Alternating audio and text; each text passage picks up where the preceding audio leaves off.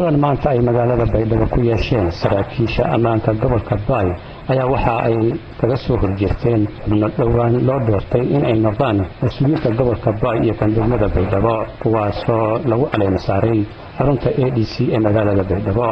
saraakiisha ammaanka qaabishan ayaa kulankooda kadib waxa ay shir jaraa'id ku qabteen xarunta taliska qaybta 6aad ee militariga waxaana mas'uuliyiintaasi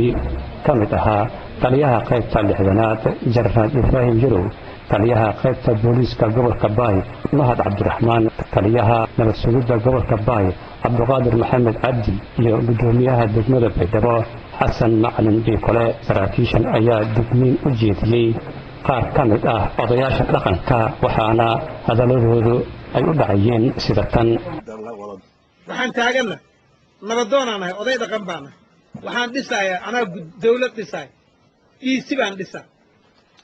gudoomiye degmaan magacaabi gudoomiye gobol baan magacaabi waxaas waxba kama jiraan adduunyada meel ay ka jirta malaha adduunyada raad raacay leh ayagoo da'daas leeg inay ma garanaysaa yani balaayo horseedaan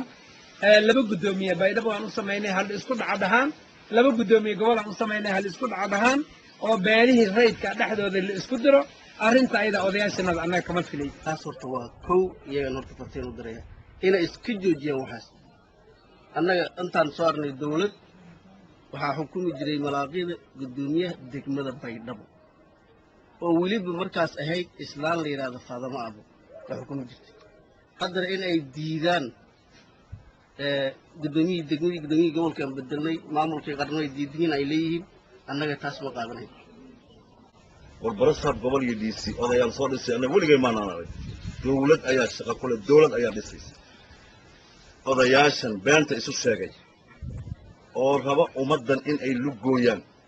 oo dhibaato ay horseedaan dadkan waa dadkiina dhibaato horseedina ka jooga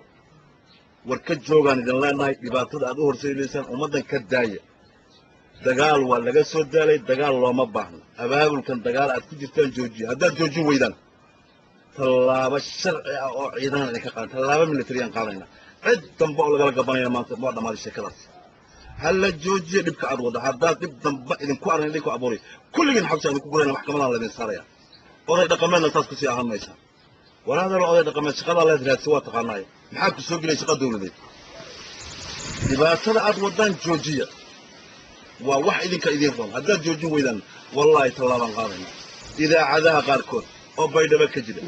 waxyaalaha ay samaynayaan oo buunbuuninta si kastaba ha ahaatee saraakiishani ayaa shirka jaraa'id waxa ay ku qabteen meel aan sidaasi ugu fogeyn odayaasha ay markaasi baaqa u soo jeedinayaan.